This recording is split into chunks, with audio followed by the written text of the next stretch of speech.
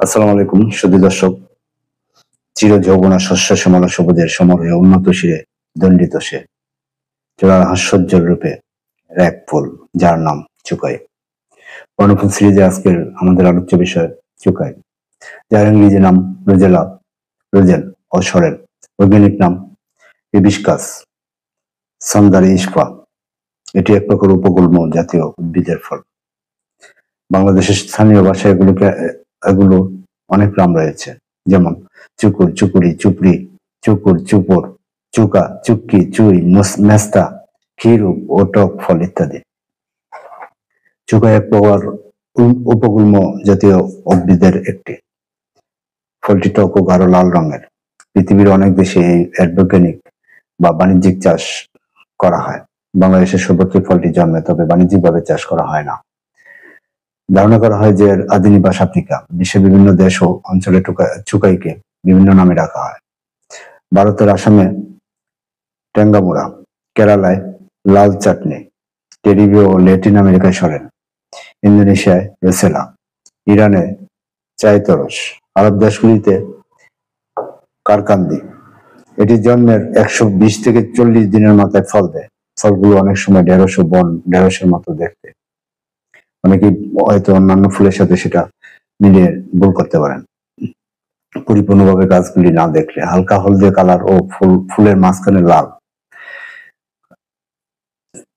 গাছের প্রতিটি পাতায় গোড়ায় সবুজ বর্ণের এক একটি কচি ফল ঝুঁকে আছে। ফল দূর থেকে সবুজে মিলিয়ে গেলেও পাতা যেন পথচারীকে পেখম মেলে ডাকছে। এর ফুল পথচারীকে সহজেই দৃষ্টি আকর্ষণ করে। দূর থেকেই তার দেখা মিলবে বা আপনার দৃষ্টিগোচর হবে। সকল ফুলের আচরণ বা ফলের আচরণ একটু ভিন্ন থাকে। অপরিপক্ক অবস্থায় তার গায়ের রং ঝেড়ে ফেলে দেয়। ঠিক এই ফুলেরও বৈশিষ্ট্য সেম। পাকলে তার ফল লাল হয়। ঠিক ফুলের মাঝখানের অংশের রং সে দখল করে বসে। গাছটি একজন কৃষকের পুকুরের পাড়ে ভিন্ন জমিতে, বিটি জমিতে বসত বাড়ির পাশেই বেড়ে উঠছে। এখানে সব মিলিয়ে 4-5টি গাছ রয়েছে।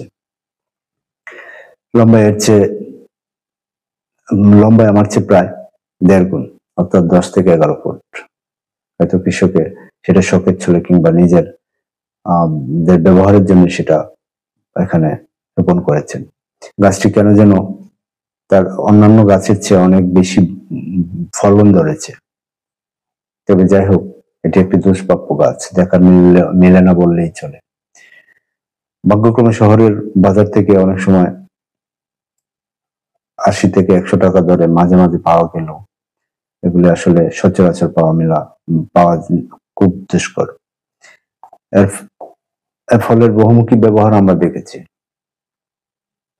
বিশেষ করে ফলের উপরের অংশটি রয়েছে অনেক খাদ্য উপাদান এবং লোভনীয় খাদ্য তৈরি হয় এই ফলের উপর বহিরাংশের আবরণ দিয়ে। কেউ লাল অংশটিকে চা বানিয়ে খান, কেউ জেলি। বিশেষ করে আমার কাছে এর জেলিটা খুব পছন্দের। প্রক্রিয়াকরণটা একটু জটিল, তবে যদি সহজ ভালোভাবে প্রক্রিয়াকরণ করা যায় তাহলে এটা যেকোনো কিছু দিয়ে খেতে পারবেন এবং এটা অত্যন্ত সুস্বাদু। এর পাতার ব্যবহারও কম নয়, কিন্তু পাতা দিয়ে টক রান্না করে খান অনেকে গ্রামের মহিলারা, কিংবা শহরাঞ্চলেও সেটা প্রচলন রয়েছে। বহির্বিশ্বের ইতালি, আফ্রিকা ও থাইল্যান্ডে চুকাই পাতা দিয়ে ভেষজ চা বানিয়েও খান। চুকাই ফলও পাতার প্রচুর পরিমাণে ভিটামিন সি, প্রোটিন, ক্যারোটিন ও ক্যালসিয়াম রয়েছে। আমরা এর ওষুধি গুণের কথা নাই বললাম, তবে আয়ুর্বেদ হিসেবে মূত্রবর্ধক, মৃদু কোষ্ঠকাঠিন্য দূরীকরণ ও হৃদরোগ, ক্যান্সার এবং স্নায়ু রোগের চিকিৎসায় ব্যবহৃত হয় সাধারণত এটা। তবে অবশ্যই কেউ যদি এটাকে ওষুধি হিসেবে অ্যাপ্লাই করতে চান তাহলে অবশ্যই আয়ুর্বেদ চিকিৎসকের পরামর্শ নিয়ে নেবেন। দর্শক, আজকের এই পর্বে আমাদের আলোচনা এখানেই শেষ করছি। হয়তো অন্য কোনো দিন দেখা হবে কোনো সিরিজে অন্য আরেকটি পর্ব নিয়ে। সে পর্যন্ত ভালো থাকুন। আল্লাহ হাফেজ।